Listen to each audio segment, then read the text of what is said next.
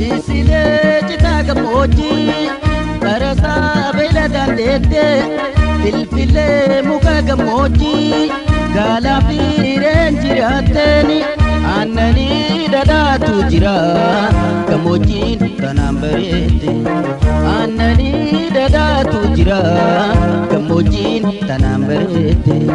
Oromiyaa Oromiyaa abdiitaa biyya baadiyyaa siiduuneetti bareedamtee si baafna booyaa.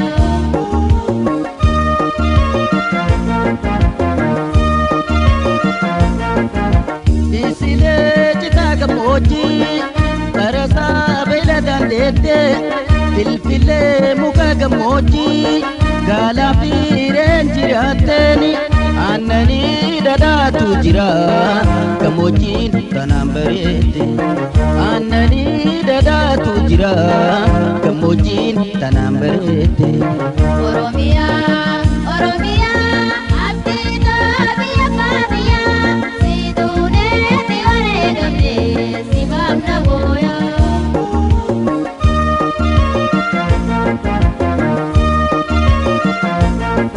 So what would you say have been some of the effects of state control and repression on Oromo people's indigenous cultural heritage and traditions, some of which you have been discussing with us here? Oh, that's a disaster.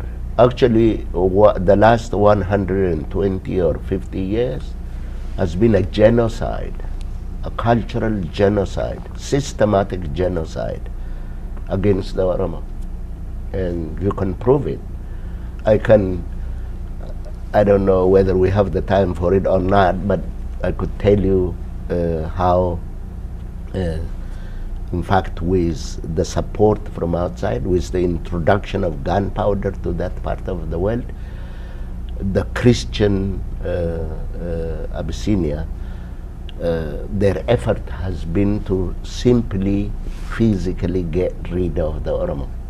So you see, you read this in history. Very recently, myself and Dr. Anisa Kasam, who is also my wife, we're publishing an article on violence, state violence against the Oromo in the Horn of Africa.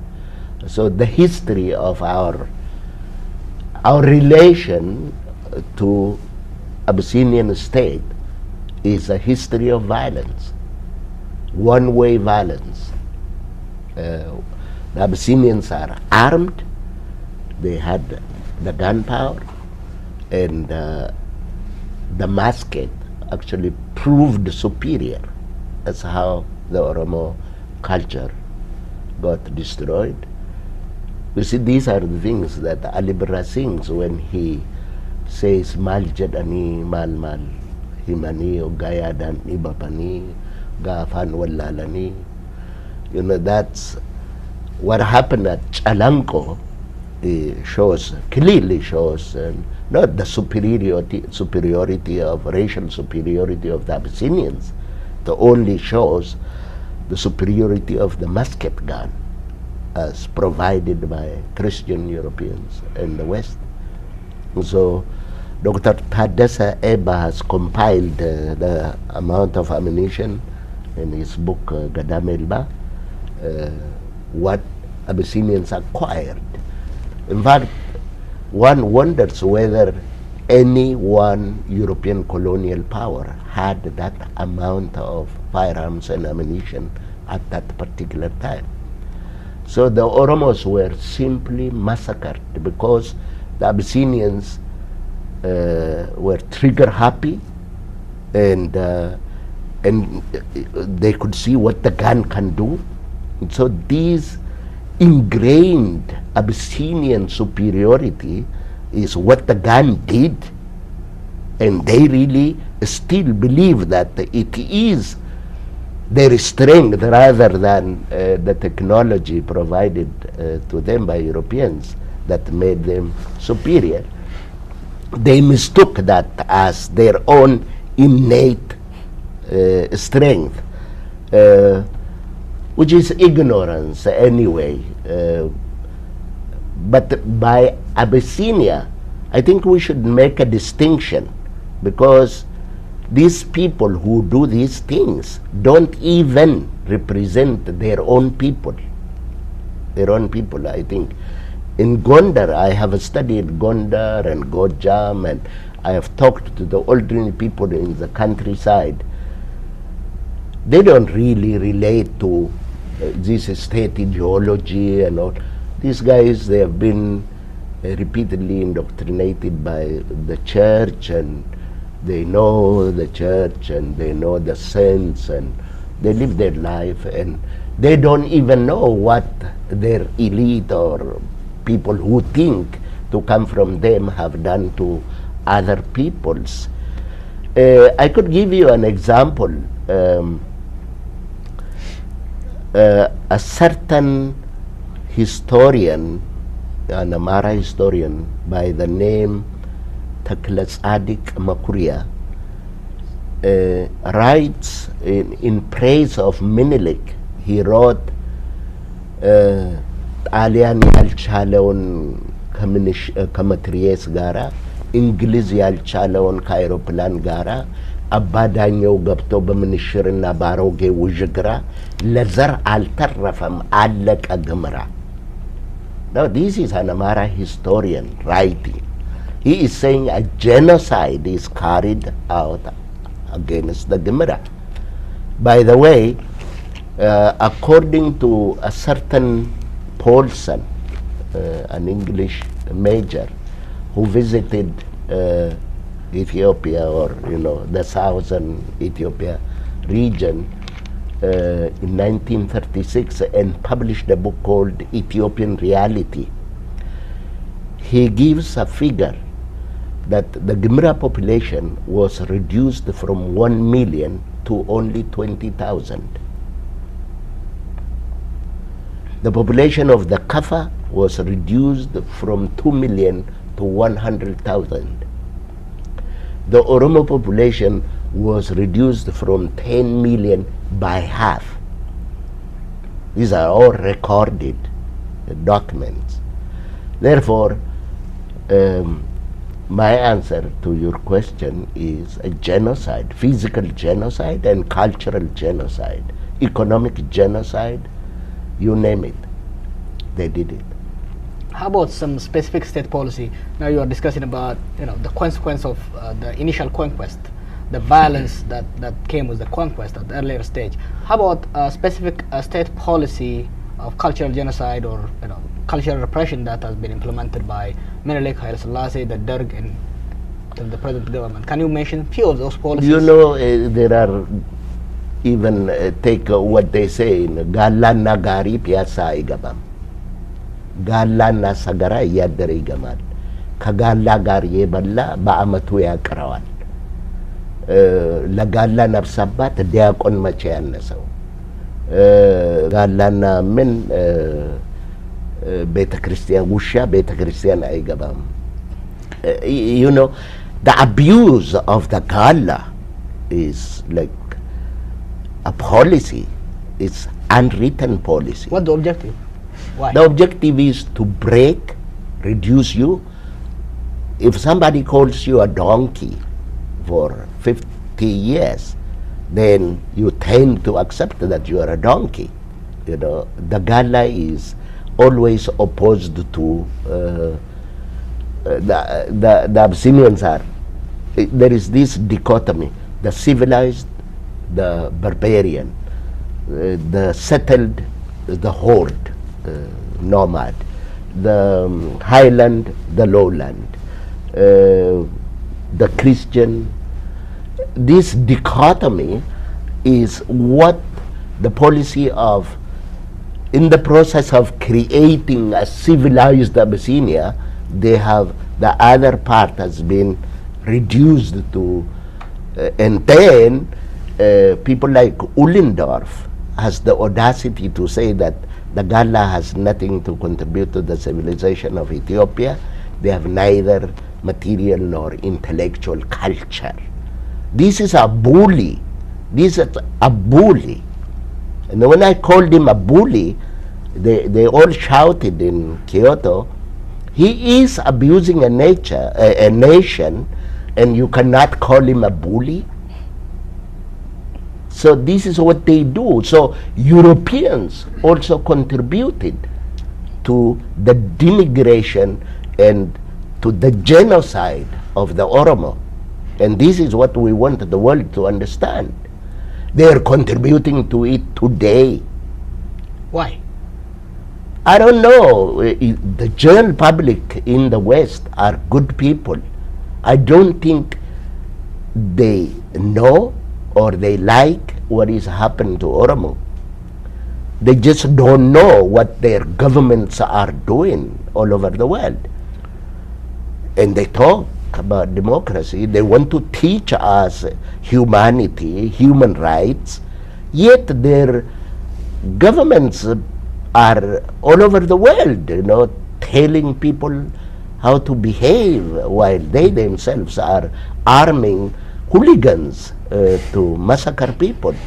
So I think there is a link between the two questions that you was asking about what's Oromuma, because a nation that knows itself is probably ready to defend itself too.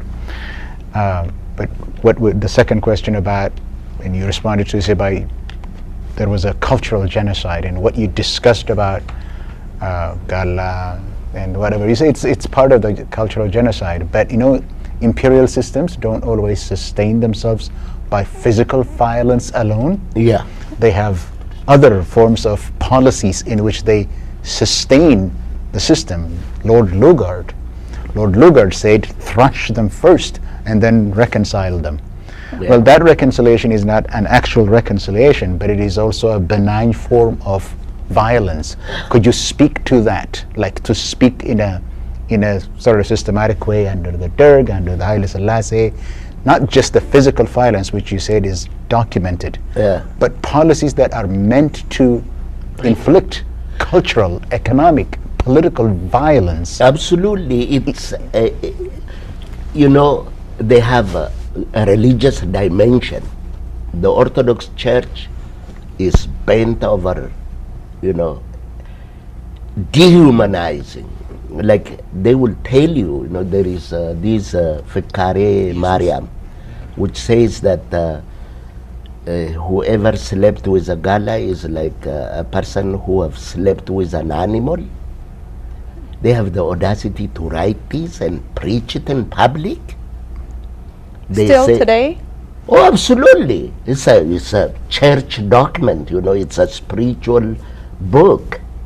Fikare is a book that like Vicare Jesus, Vicare Mikael, Vicare Mariam, all these are church books that they use against us, and they tell you that the gala will be burnt in the last circle, in hell there is the last circle. Well, it is even worse than hell itself. So when Mary was taken down to actually it's translated from Dante's Divine Comedy. It was first translated into Arabic, then they translated into Abyssinian language, and they used that, and the character, one of the characters in there is made to be a gala. And you know what? The Abyssinian sayings and literature and everything leaves no doubt in terms of the religious nature of the abuse of the gala, if you want to look at it from religious point of view. Second, you know it, during Haile Selassie in schools we were told that Haile Selassie is Jesus, Mangistu la Dawit, Burakeo la Semi. This is what we used to, Mangistu la Dawit, Burakeo la Semi. Indante alla Saufasum Minim Yellem. This is what they taught us, indoctrination of the superiority of the one group over the other. So the Gala is at the bottom of the ladder when they teach you what you are. They have history, they tell you We are Abyssinians, people of history. We are people without history. They are people of culture. We are people without culture. They have literature. We are people without literature. They have alphabet. We are people without alphabet. They are the civilized, sedentarized people. We are the nomadic hordes that invade their space and kill people at will. And these are all fabrications, and they are meant to psychologically dominate you. And basically, it's a genocide. It's a psychological war waged for over 100 years now, and they don't stop it. And we have seen it under Haile Selassie. The Derg did the same thing in a new, he called it socialist. But how can, under a military dictatorship, people were clapping socialism? You know, who said that and the West were amplifying, saying, calling Mengistu a communist government? Mengistu is a brutal military dictator. It was not socialism. Who, if you were to do research, and which I encourage young Oromos to do, who were the people really that Mengistu killed? Now, the Red Terror, a friend of mine who is now the late Jean-Pierre, his name is Jean-Pierre, he's been doing research on this Red Terror, and according to him, 80% of the people that died in both Red and White Terror were Oromos. 80%. So they would use any excuse to, and the idea, what they do is to, if there is an Oromo who happens to be emerging as a leader, they target him. They will either assassinate the character, or they would get rid of him physically. This is a common practice. This is what we have lived in Ethiopia, and they tell us Ethiopia. And how can you be an Ethiopian when the system itself excludes you and doesn't allow you? If my grandfather was not able to be an Ethiopian, why should I wait for another 100 years to be an Ethiopian? It simply means that there is something wrong with this Ethiopia that cannot digest the Oromo. So, in my view, I think this government of ours and its policy would not have worked and would not work if outside powers don't sustain it. The outside powers, particularly the West, have a moral responsibility, because you guys who are growing up, you're going to watch these things. Today they watch as Oromos are dispossessed of their land in the name of development, investment in the name of, and you know what is the paradox is, as Oromia develops, Oromos are impoverished. That's a paradox.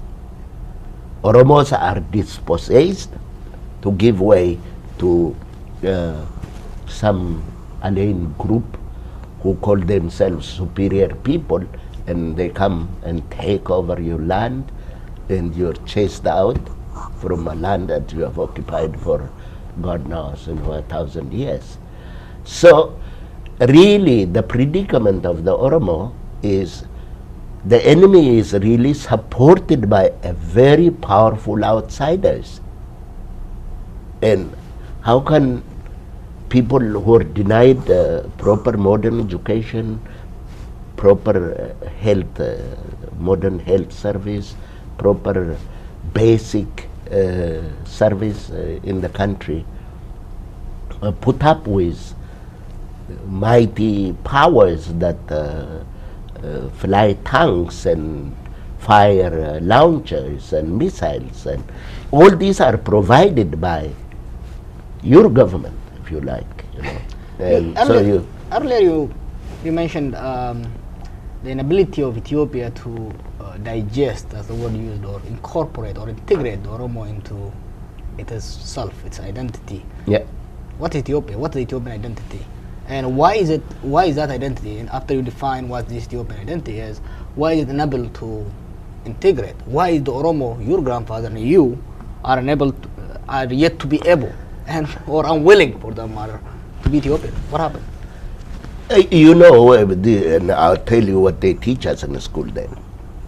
What they teach us in the school is like Ethiopia is divided into two.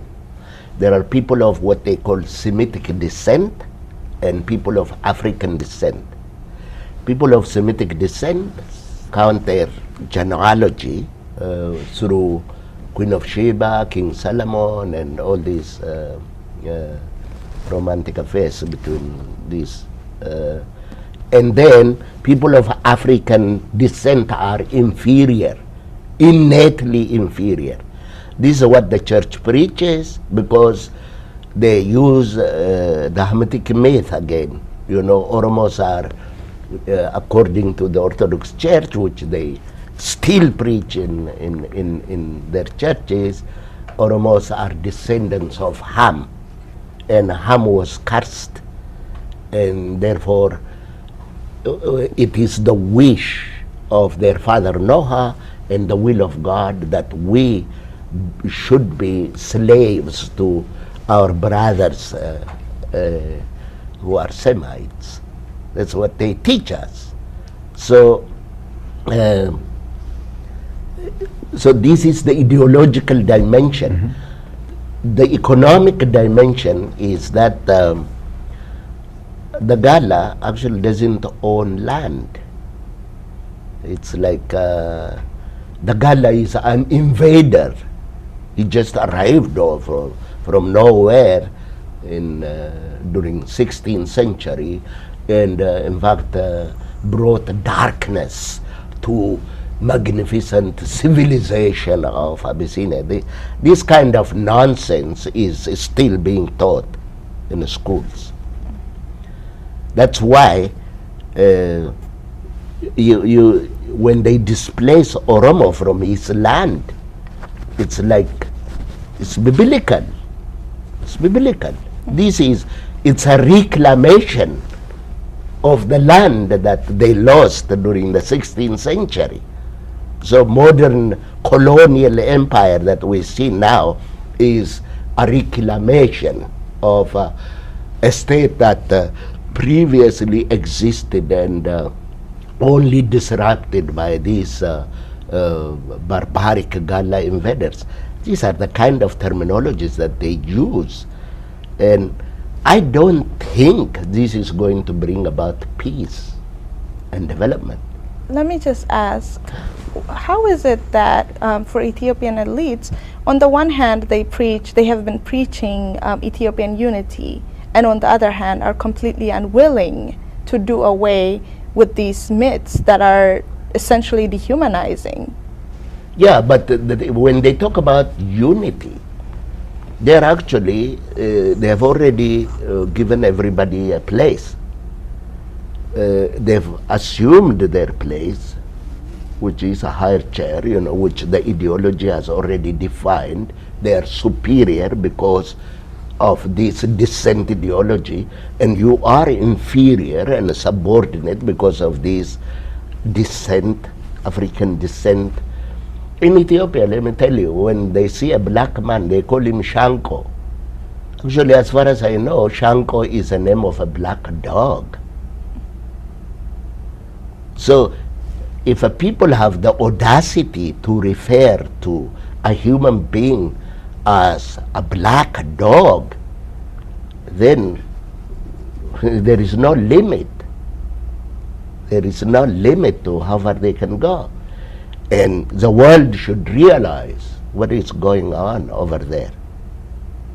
And actually stop them for their own good, for their own good. Because when it gets out of hand, everybody would be a loser. We have seen it in Somalia. It has destroyed the country. We have seen it in Rwanda. All these, the superiority of the Tutsi, that's what it generated, a genocide. And I'm worried. I worry all the time because I want us to challenge each other with words rather than with swords. But if they delay it for too long, could be very bad. Could be bad for everybody. It's interesting that you're mentioning about these things. And about a week ago, a program was aired on Al Jazeera. Probably the first time an international media has aired about Oromo. And one thing that the journalist who was unaware of the Oromo was asking was, "Oh my God, why are people so mean about Oromo?" Exactly, I'm sharing your being, your fear of what might happen. Absolutely, because if you push people too far, regardless of what these thugs imagine Oromos are human beings. They're neither superior nor inferior. As human beings, if you push them beyond the limit, they will react. And if they react, it could be bad for everyone, including the Oromo. So we should worry about our future. We should worry about the future of our neighbors, the people we have lived with for hundreds and hundreds of years. So there is some kind of insanity going on. But he's asking you about an explanation for why Ethiopians or other people in Ethiopia are so mean towards the Oromos. And also unwilling to even engage in these conversations. I mean, we saw so many people against the fact that this show was being aired and that the topic of discussion was Oromo and that Oromos would be telling their own stories. So we see this persistent challenge to Oromos speaking out and speaking for themselves. Yeah. I think everybody can come into this because my knowledge is not any better than we have lived through this. Could it be earlier when you were speaking in response to the question that he asked you about race, you said the Oromo don't have any concept of race. Everybody is children of God. Yes. Or children of humanity. That really speaks to this ancient idea that the Oromos respected human rights, the human rights of everybody because they are children of God. Yeah. Oromos are also people of peace. Naga is what constitutes the whole social organization of the Oromo. Absolutely. But why are people so mean? What you described about violence, physical violence, economic violence, cultural violence, and what was captured in that question of the journalist about meanness, could that be because of the Oromo's demographic weight? Why would they be unwilling to work and live with Oromos? What would be the explanation in your view? Could that be demography? Could that be what? Like I said, this is there are multiplicities of reasons for this. One, the people who rule us are underdogs. These are minority. All in Oromia, they are extreme minority in Oromia, and they would use any means like divide and rule, and they would use violence. They would use. It's like it shows how insecure they are.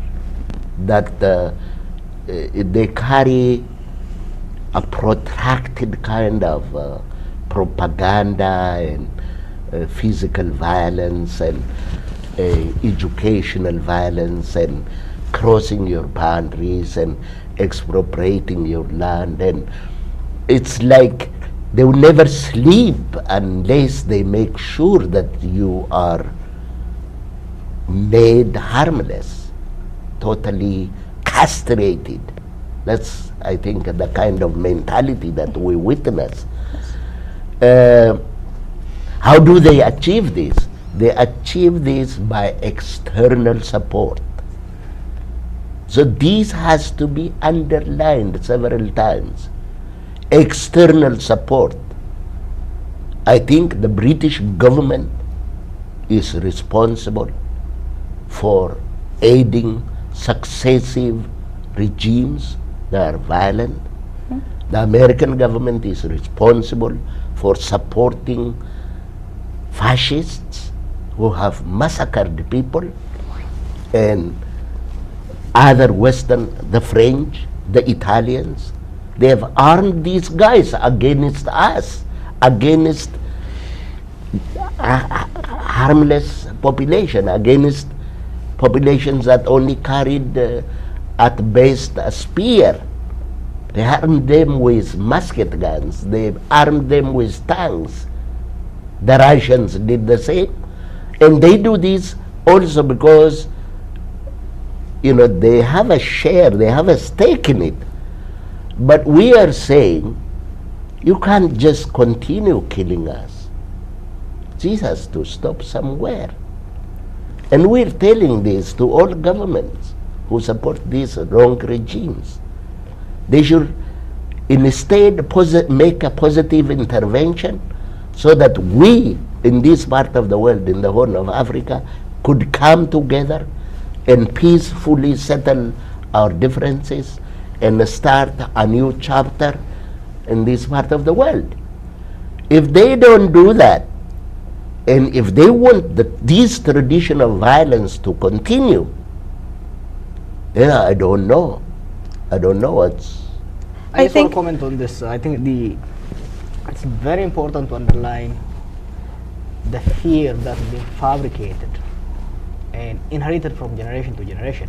I think the sources, I agree with Dr. Gammachuu, is the myth of the founding myth of the state. You mean the fear of the Oromo? Yeah, the fear of the Oromo, the founding myth of the state that degenerates the Oromos, that turns them into subhumans, dehumanizes them. It doesn't just dehumanize them and turn them into inferior, but also in savages who can rise up one day and bring a vengeance against the others. I can see continuity between the savage myth, the savage theory of the past, and the secessionist theory of today. Absolutely. Yes. And when the issue of Oromo came, during Haile Selassie, before that, it was the savage, the backward. Absolutely. Before that, during Tedros, it was the dangerous. Yes. Then we are the inferior. Yes. Then it turns now secession, the question for self-determination, to be equal. Yeah. It started into a secession. Now The people who want to break away the country. who want to break away the country and destroy the livelihood of everybody. Securitize as a strategy. Absolutely. The population, which is informed through these religious institutions, through academic institutions, to fear the Oromo, buy into this state-sponsored propaganda and turn into savages themselves. When the issue, the name of Oromo arises, their blood boils and they engage into this irrational fear I call Oromophobia. Yeah. I think that's Absolutely. Absolutely. I think another dangerous element of that is that this fear is incredibly blinding, and which is why even today we cannot talk about this historical facts. I mean, many of Ethiopians deny historical facts, and so it's incredibly disturbing. Yeah, you know, the whole thing is based on and derives from self-denial, you know. Ethiopia has written a history that is not really Ethiopian. They have written the history of Queen of Sheba, King Solomon, and they talk about, you know, nowadays they even say, you know, they have equated what exists in Ethiopia with Latin and Greek civilization, sort of. They placed it, they have given it a place, while we are considered barbarians. So what they say is, every time Oromo complains that life is repressive, they say, oh, they're going to destroy this civilization, civilization that doesn't exist. I have been studying for 7 years. I've been going to Amara region. The Amara region suffer from the same disease, from the same illiteracy, from the same. I just give you this. This is a very interesting experience.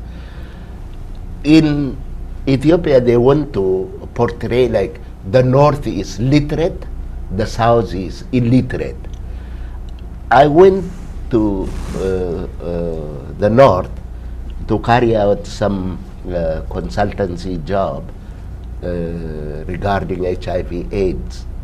So when they asked me how we should go about it,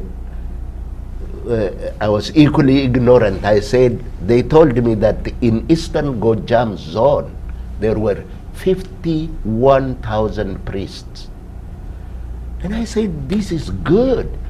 So, in HIV, there is what they call education, information and communication, EIC material. We produce EIC material in Amharic, and I said we give it to the priests, let them teach in all the churches. And then the guy told me, these priests don't read and write. And I found out that this is really a crime.